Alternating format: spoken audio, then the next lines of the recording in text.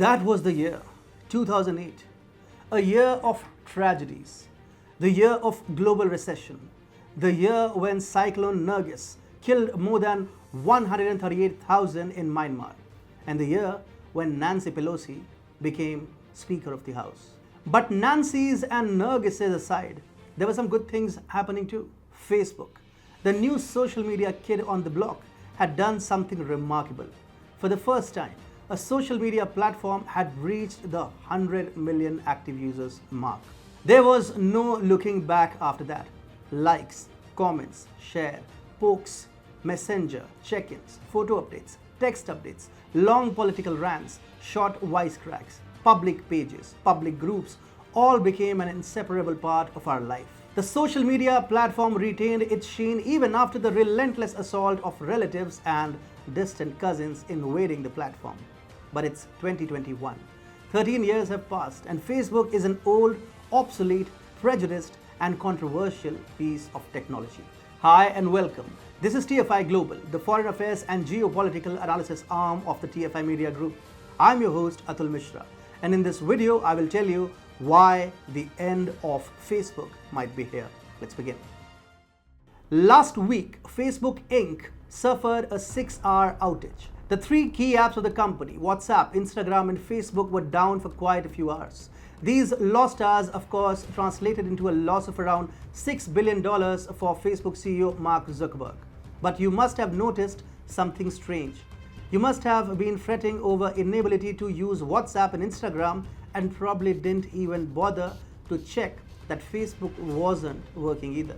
So how has Facebook's journey changed from being a social media leader to a dispensable product? Facebook peaked in the year 2008 and became the first social media platform to cross the milestone of 100 million active social media users.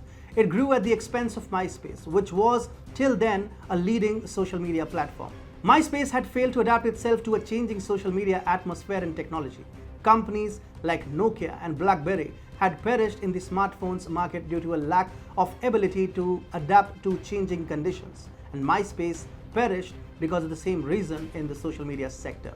While MySpace got wiped out, Facebook stayed and led the social media market for several years. For the world at large, Facebook was its first tryst with social media. People across the world had just started acquainting themselves with social media and they were impressed by the social media platform. The internet revolution in different parts of the world in the last decade led to cheaper data rates, and greater internet access meant that Facebook expanded dramatically. Fast forward to 2021, Facebook itself seems to be a piece of outdated technology.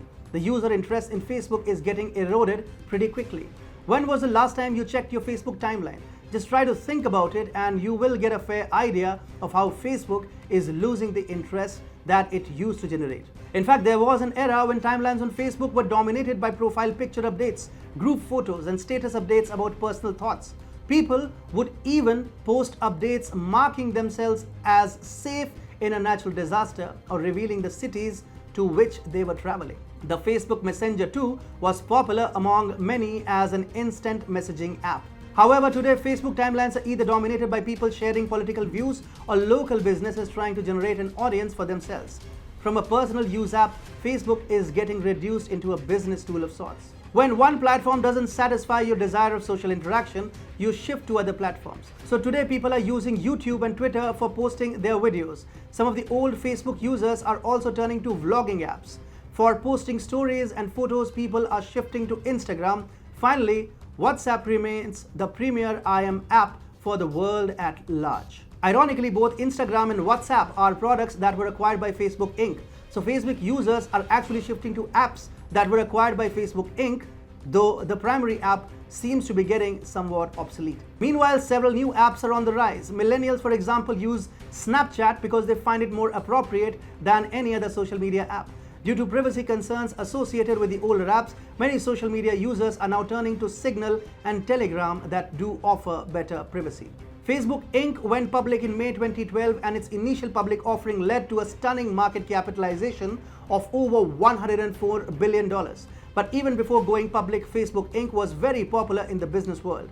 Big and small businesses found it to be a good source of advertising. Small businesses preferred the Facebook audience network over Google AdWords because of the virality that Facebook offered, and also because Facebook had better data about consumers, which allowed advertisers to make more informed decisions.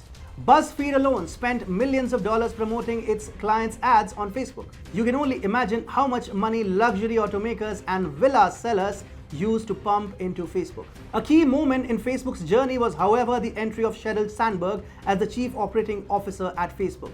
She was very close to the Democrats and Hillary Clinton in particular. In 2016, she even penned an endorsement for Clinton, calling her the leader we need. Thereafter, the whole anti-conservative narrative began and people got angry. For the first time, Facebook was criticized for being prejudiced. And lastly, the Cambridge Analytica scandal happened and the social media platform got bad PR over privacy concerns as well.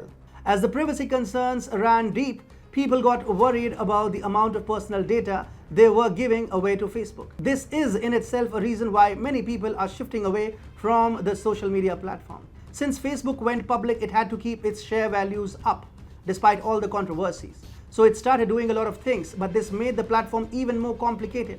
The virality of Facebook algorithm is a thing of the past, and people are looking for better platforms. Also, the conservative-liberal rivalry has created new social media companies, and this is again creating problems for Facebook. Make no mistake, in 2021, Facebook has no niche of its own. For uploading photos, people go to Instagram. For live videos, people go to YouTube and Twitter. And for instant messaging, people prefer WhatsApp anyway. So Facebook stands at a juncture, but it can be wiped out just like MySpace was, if it does not become less invasive, less complicated, and less biased.